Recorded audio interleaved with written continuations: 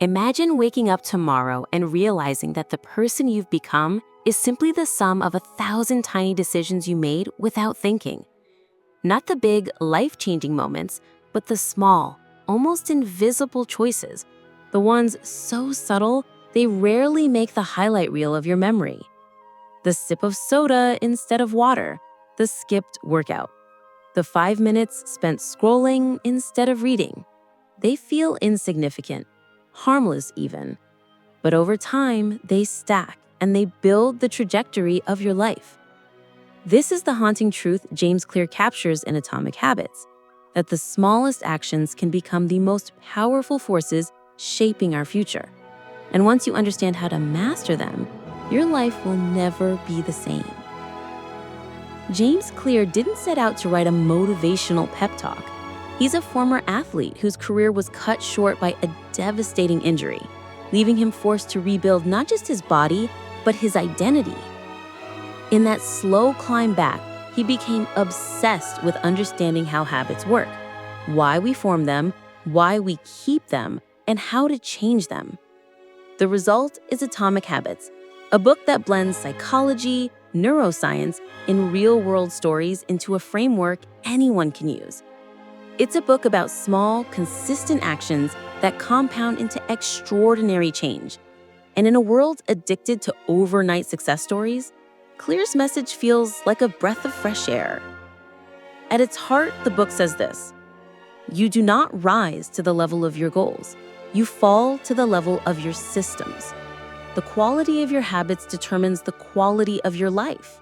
If you want to change your life, don't focus on achieving a massive transformation all at once. Focus on getting 1% better every day. Because just as bad habits compound into disaster, good habits compound into success. One of the book's most vivid ideas is the 1% rule. Imagine improving by just 1% each day for a year. That's such a tiny margin, you might not even notice it in the moment. But by the end of the year, you're not a little better, you're nearly 37 times better. Small gains add up. This is why massive resolutions so often fail.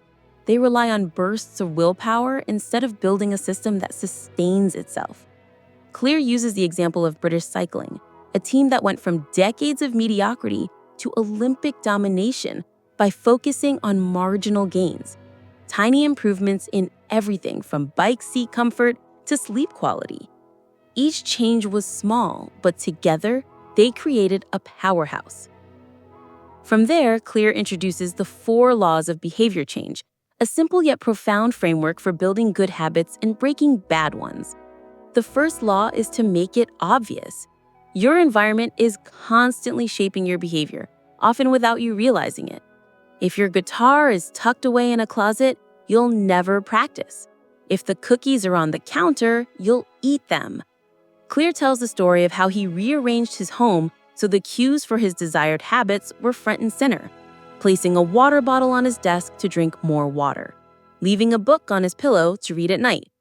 You don't need more discipline, you need better cues. The second law is to make it attractive. We're wired to seek pleasure and avoid pain, so link your habits to things you enjoy. Clear describes temptation bundling, pairing something you need to do with something you want to do, like only watching your favorite show while running on the treadmill, or listening to a great podcast while cleaning. By making the habit itself more appealing, you dramatically increase the odds of sticking with it. The third law is to make it easy. We often think change requires grand gestures, but the real secret is to reduce friction. If you want to start flossing, start with just 1 tooth. Want to start exercising? Put on your workout clothes and commit to just 2 minutes. The magic is in the gateway. Once you start, momentum builds.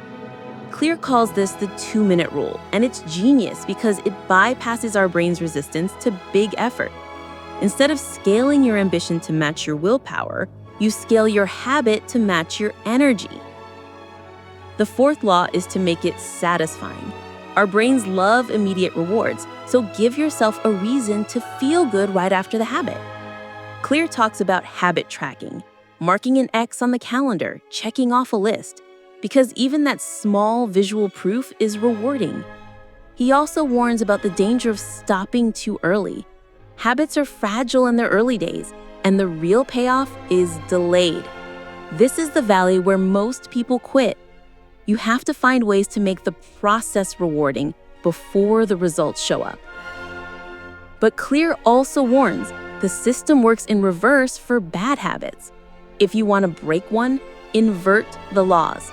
Make it invisible, make it unattractive, make it difficult, make it unsatisfying.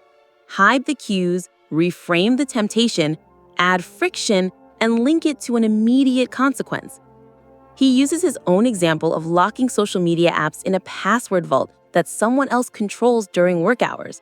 Suddenly, the friction is just enough to change the default behavior. Beyond the mechanics, Atomic Habits dives into the deeper identity shift that sustains long-term change. Many people try to change habits by focusing on outcomes. I want to lose weight. I want to write a book. But outcomes are the results of processes, and processes are driven by identity. If you see yourself as someone who's bad with money, no budget will stick. If you see yourself as a runner, you'll find a way to run even on bad days.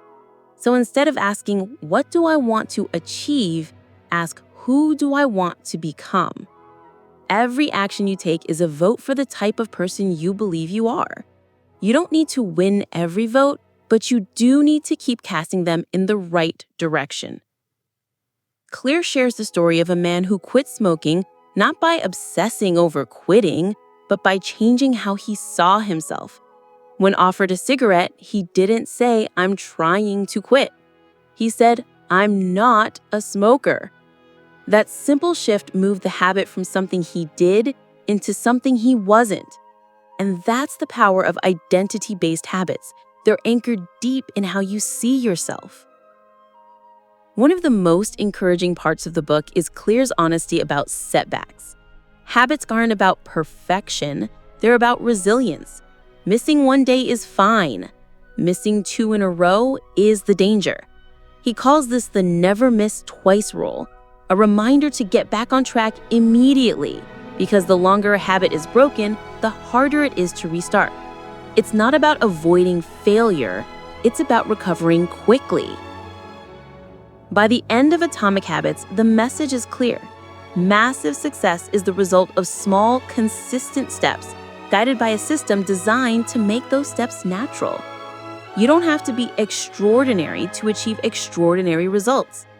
You just need to master the art of tiny changes. So what does this mean for you? It means that the life you want is built in the smallest of moments, in the choice to put your phone down and talk to your partner, in the decision to lace up your shoes and step outside, in the simple act of turning off the TV and picking up a book. You don't have to overhaul your life overnight. You just have to take one small step in the right direction, and then another, and then another. Over time, those steps will be your path. If you remember nothing else from this, remember this. Every action you take is a vote for the person you want to become. Cast your votes wisely. And if you want to go deeper, to see all the examples, science, and strategies James Clear shares, Atomic Habits is worth reading in full. It's not just a book about habits, it's a blueprint for becoming the person you've always wanted to be, one small choice at a time. Now, I'd love to hear from you. What's one small habit you could start today that might change the course of your life a year from now? Share it in the comments, and if this sparked something in you, subscribe for more deep dives into books that can change the way you think, live, and grow. Because your future self is built on what you do next.